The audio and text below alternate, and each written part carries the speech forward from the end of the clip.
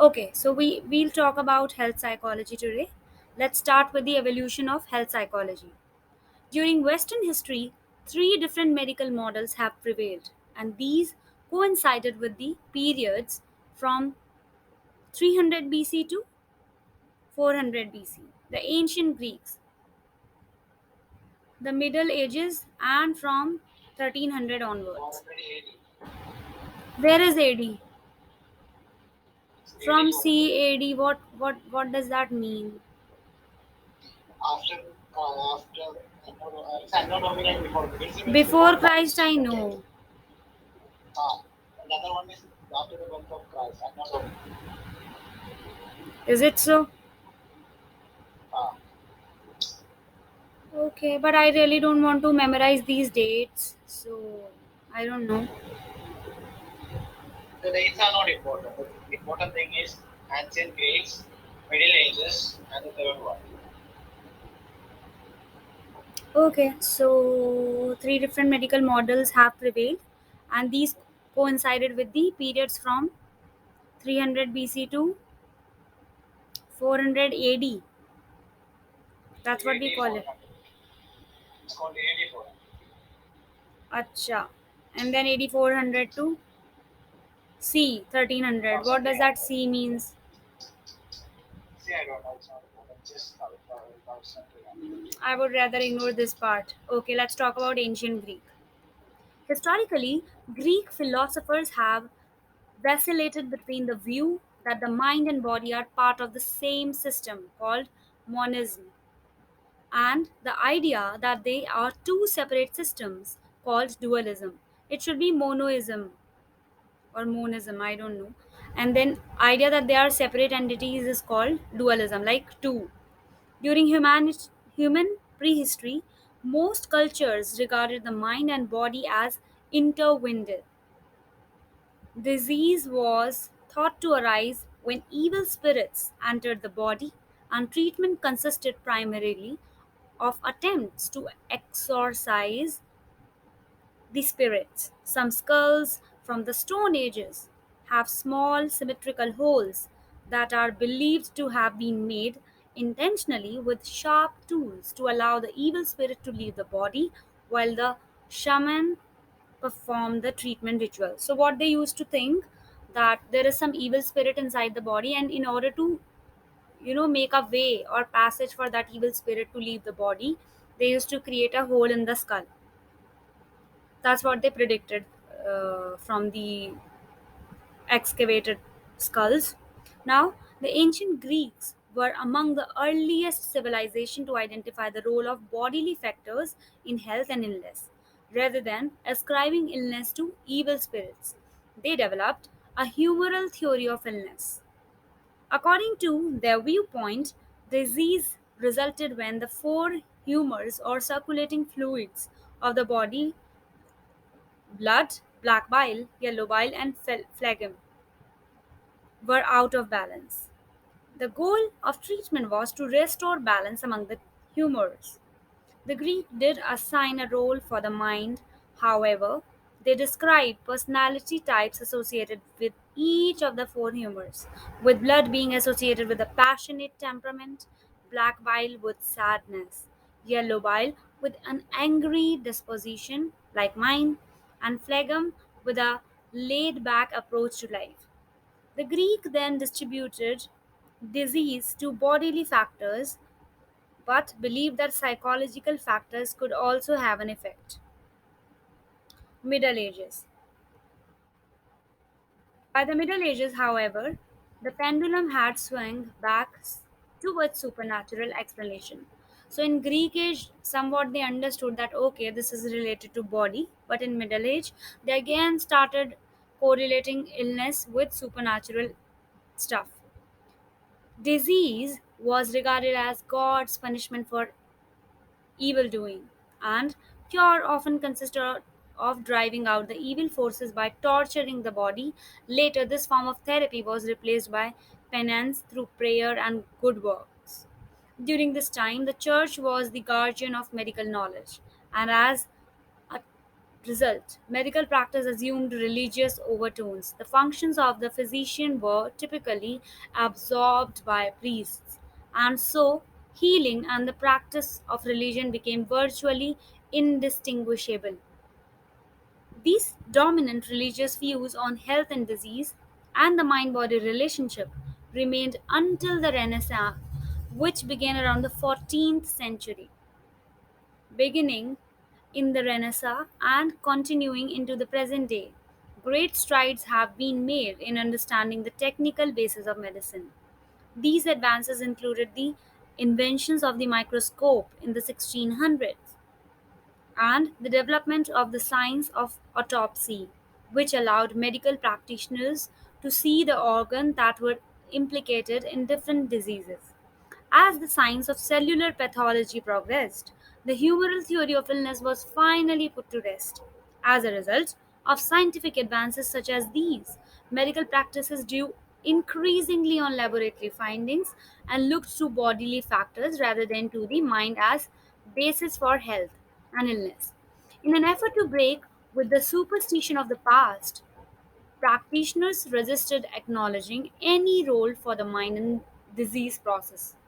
Instead, they focused primarily on organic and cellular pathology as a basis for their diagnosis and treatment recommendation. Psychoanalytic contributions. The view began to change with the rise of modern psychology, particularly with Sigmund Freud's 1856 to 1939 early work on conversion hysteria. According to Freud, specific unconscious conflicts can produce particular physical disturbances that symbolize repressed psychological conflicts. In conversion hysteria, the patient converts the conflict into a symptom via the voluntary nervous system. He or she then becomes relatively free of the anxiety the conflict would otherwise produce. Problems including sudden loss of speech, hearing or sight, tremors, muscular paralysis, and eating disorders such as anorexia nervosa and bulimia have also been interpreted as forms of conversion hysteria. True conversion responses are now rarely seen. Psychometric medicine. Nonetheless, the idea that specific, give me a moment. Yeah. The idea that specific illness are produced by individuals' internal conflicts was perpetuated in the work of Flanders Dunbar. What? Are you saying something? Are you trying to say something? Not audible. You are not audible. Now, Okay, okay. fine. Mute yourself, please. Psychometric medicine, the idea that specific illness are produced by individuals' internal conflicts, was perpetuated in the work of Flanders Dunbar in 1930s, Dunbar 1943, and Franz Alexander in the 1940s. Unlike Freud, these researchers linked pattern of personality rather than a single specific conflict to specific illness. For example, Alexander developed a profile of the ulcer-prone personality as someone whose disorder is caused primarily by excessive needs for dependency and love. Dunbar and Alexander maintained that conflict produces anxiety, which becomes unconscious and takes a psychological physiological toll on the body via the autonomic nervous system. The continuous physiological changes eventually produced an actual organic disturbance. In the case of the ulcer patient, for example, repressed emotions resulting from frustrated dependency and love seeking needs were said to increase the secretion of acid in the stomach, eventually eroding the stomach lining and producing ulcers. Alexander 1950. Dunbar's and Alexander's work helped shape the emerging field of psychosomatic medicine. Psycho means related to mind and somatic means related to body. So, their theories helped in the development of psychosomatic medicine by offering profiles of particular disorders believed to be psychosomatic in origin, that is, caused by emotional conflicts. The psychosomatic movements cordoned off a particular set of disease as caused by psychological factors, namely ulcers, hyperthyroidism, rheumatoid arthritis, essential hypertension, neurodermatitis, a skin disorder, colitis, colitis, and bronchial asthma. As such, the range of medical problems to which sorry, psychological and social factors were deemed to apply was restricted. Despite criticism of the early psychosomatic movement, it laid the groundwork for a profound change in belief about the relationship of mind and body. The mind and the body cannot be meaningfully separated and in matters of health and illness. Let's look at a very important aspect in contemporary society: current mind body perspective. The renowned interest in the mind body relationship has also been fueled by several new developments. One in the increasing attention in Western medicine to traditional East Asian medical philosophies and practices. The goal of treatment is to restore balance, which is often accomplished through treatments such as herbal remedies, acupuncture, massage, exercise, and nutrition. These insights have been increasingly incorporated into Western medical care. The field of neuroscience has developed powerful new tools that permit glimpses into the brain as well as burgeoning knowledge of the autonomic neuroendocrine, and immune system. These developments have made it possible to connect psychosocial conditions such as social support and positive beliefs to underlying biology in ways that make believers out of skeptics. Neuroscience holds several of the keys to understand the mechanism that link psychosocial phenomena to illness outcome. Lane et al. 2009a. The biopsychosocial model in health psychology.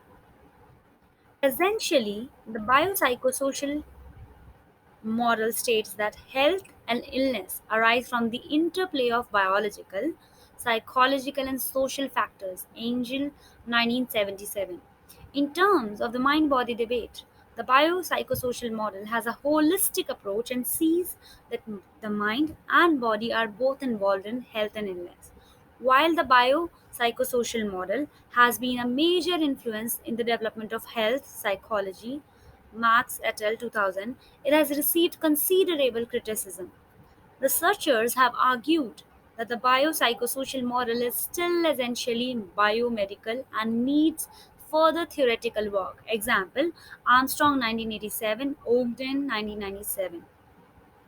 In psychiatric, McLaren 1998 has strongly argued that the biopsychosocial model is seriously flawed and should be abandoned. McLaren argues that this model should be seen in its historical context as a reaction against psychoanalysis, which is wholly and cannot be pinned down for empirical study, and behaviorism, which strips context from the person. Psychologists have put forward similar arguments. Tam 2000 has argued that authors do not discuss the biopsychosocial model as an explicit theory or formal model. Development of health psychology. A number of trends within medicine, psychology, and healthcare system have combined to make the emergence of health psychology inevitable. It is safe to say that health psychology is one of the most important developments within the field of psychology in the past 50 years. What factors led to the development of health psychology? Since the inception of the field of the health psychology, or say psychology, in the early 20th century, psychologists have made important contribution to health, developing models that explore how and why some people get ill and others do not, how people adjust to their health conditions, and what factors lead people to practice health behaviors. In response to these trends, health psychology as a field formally began in the 1970s. In 1973, the American Psychological Association (APA) created a task force to focus on psychology's potential role in health research. Participants included counseling, clinical, and rehabilitation psychologists, many of whom were already employed in health settings. At the same time, social psychologists, developmental psychologists, and community environmental psychologists were developing conceptual approaches for exploring health issues. Friedman and Eller 2007, Friedman and Selver 2007. These two groups joined forces, and in 1978, the Division of Health Psychology was formed with APA. So, this is important to remember if you are focusing on health psychology that in 1978, APA created the Division of Health Psychology. In 1979, the first handbook appeared. Stone, Cohen, and Adler, 1979. From the 1980s forward, the field gained momentum, so much so that in 2001 the American Psychological Association added promotion promoting health as an important element of its mission statement. The addition marked a formal acknowledgement that psychology's traditional focus on behavior and mental health had broadened to include physical health as well. Culture and health. Why should we pay attention to culture and health psychology? The motivation to conduct cross cultural research comes from three separate directions which are related to certain extent. The first is scientific. Including culture might account for unexplained variance, provide insight into certain health behaviors, and eventually enrich our theories and research findings. The second motivation is practical and comes from the reality of living in changing and multicultural societies. As we are confronted with individuals from different cultures in our research studies, we need to adjust our method and theories to account for and incorporate diversity. While health professionals are increasingly being trained in cultural competence in clinical setting, Hellman 1994, Hanley and Scott 1999. Health psychologists similarly need to explore and update influences of culture on healthcare provision, health psychological theories and interventions. Third, a moral obligation to research cultural differences among comes from the interdisciplinary heritage of health psychology. In their seminal paper, Landrine and Klonoff, 1992, acknowledged the importance for health psychologists to learn and incorporate the input from the aligned social sciences such as sociology and anthropology. Our evolution of the health psychology literature on culture to date suggests that there is still room for improvement and that we might need to draw on after disciplines expertise more often. The definition of culture. Diamond 1987 defined culture as the learned and shared human patterns or models for living, day to day living patterns. These patterns and models pervade all aspects of human social interaction. Page 367. This definition can accommodate migration and pervasive information exchange as individuals embrace different aspects of old and new cultures and hence develop their own unique cultural identities. Squads, Montgomery and Briones 2006. Operationalization of culture in health psychology research. Health psychology research have used a number of proxy variables to assess culture in health related work. Ford and Kelly 2005. Variables frequently used are nationality, place of birth, ethnic affiliation, race, region of residence, migration history, language spoken in the home, years lived in the country, religion, dress code, education, occupation, food and media preferences. Dio Dial Hazuda 388K Rudel and M.A. Defenchback and Stern 1985. Stephenson 2000. Using such indicators can be acceptable if and when the research question is exploratory and aims to understand variation in perception and or health behavior. However, current cross-cultural theories would consider this approach too simplistic and inadequate to guide any individual based practice or any intervention research aiming to achieve long lasting behavioral change. In order to tap into the underlying process that characterize the culture construct for a specific population, we need to adequately assess cultural changes and choices about immersion in different cultures. This is the basic challenge to conducting research that incorporates the culture construct. Oysterman, Camel Muir, Codon 2002, developed a framework that operationalizes cultures as a multi-level process, depicting pathways from societal influences via situational determinants to individual behavior. Although broadly conceptualized, it is nevertheless useful, as this model incorporates all relevant culture specific influences. Where it is fall short in the domain of individual cognitions and effective reasons of determinants of health behavior. Predicting health behavior has been the focus of health psychology. Research for decades of several approaches have been developed. The incorporated beliefs, example, health belief model, social norms, example, the theory of planned behavior, and representations of effective responses to a threat, example, self regulation theory. The change for health psychologists now is to build on current health psychology theorizing and to incorporate model and advances made for neighboring disciplines such as anthropology, cultural psychology, sociology, and other health professions. We don't need to cover this. Okay, so in next session we'll be covering theories of pain and introduction, nature, all those things about pain.